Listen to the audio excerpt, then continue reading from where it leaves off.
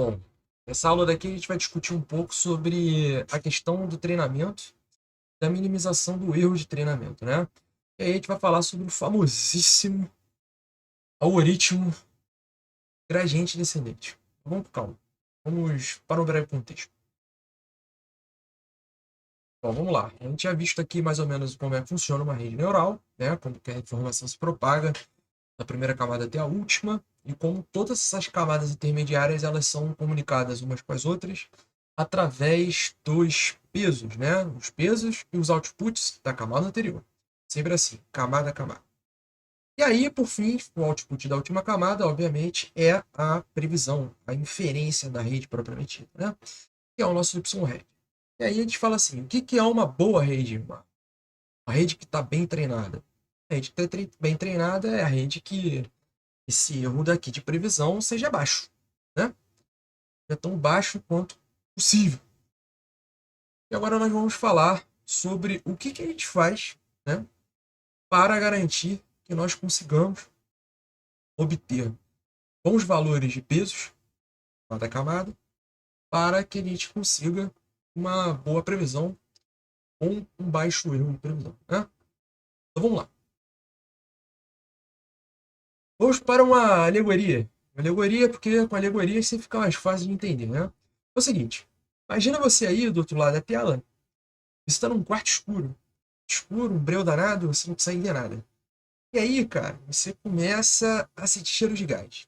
E, pô, é ruim, né? Tenho que fugir. Gás, senão eu vou morrer aqui, né? Então, você ali no breu, como é que você faz para fugir disso aí? Você, obviamente, vai tentar achar a direção ali que você tem que correr ali no breu. Direção essa que faça com que essa concentração de gás, né, esse cheiro, fique cada vez mais fraco. Você vai correr nessa direção. Novamente, para sobreviver, você tem que fugir desse diabo desse gás. Então você vai correr na direção onde esse cheiro fica mais fraco. Que direção é essa?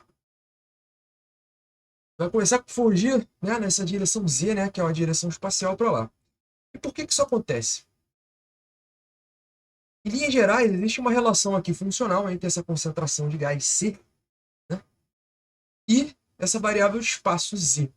Ou seja, se você varia o seu espaço em Z, você de alguma forma vai variar a sua concentração. A concentração ela vai mudando posição a posição. Agora, você pode correr para um lado, onde essa concentração aumente. Você pode correr para um outro lado, onde essa concentração diminua. Para onde que você vai correr? Existe uma direção muito especial que é apontada pelo gradiente, né? Que é a derivada de C em relação a essa variável de espaço Z. O gradiente, ele é uma entidade matemática que sempre vai apontar na direção de máximo crescimento. No caso aqui, é o gradiente de C em relação ao espaço. Então, ela vai sempre apontar na direção de máximo crescimento da concentração na medida que você anda no espaço. Certo?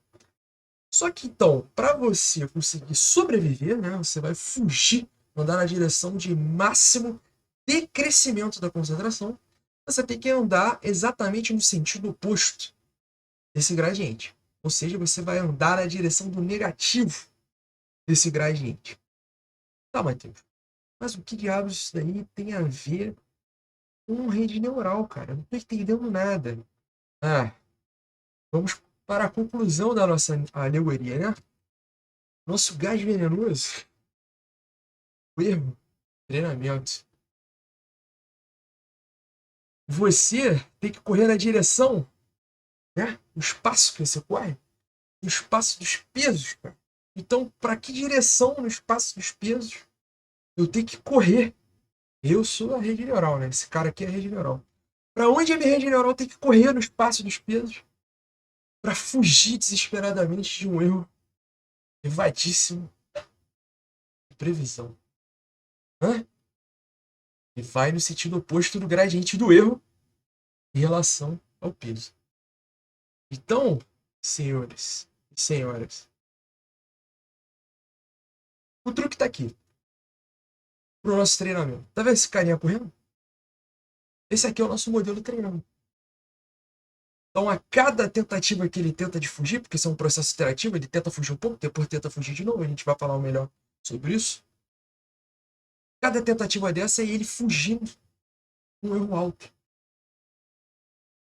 A rede neural indo numa direção, obtendo pesos e pias cada vez melhores, né? Fazendo com que esse erro diminua.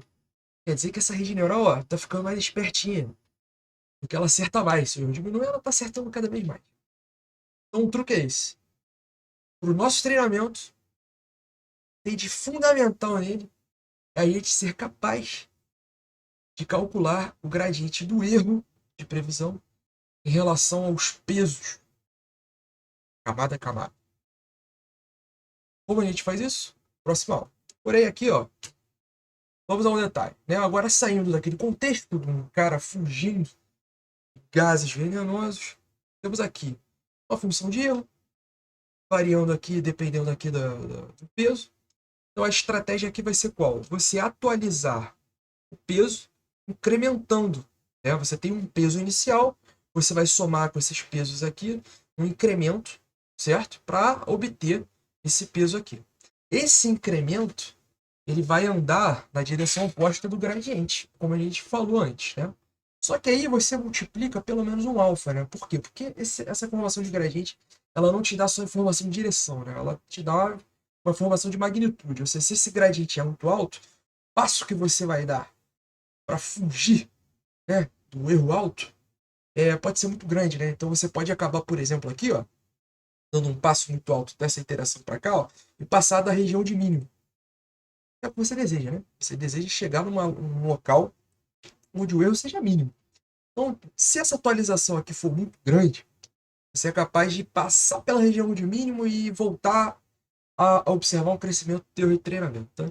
Então você faz o quê? Você fala assim com o gradiente, cara, vai com calma, relaxa. Você multiplica ele aqui por um alfa, e é o famoso learning rate, né? Taxa de aprendizado. E aí aqui, um cara que geralmente é 10 a menos 2, 10 a menos 3, 10 a menos 4.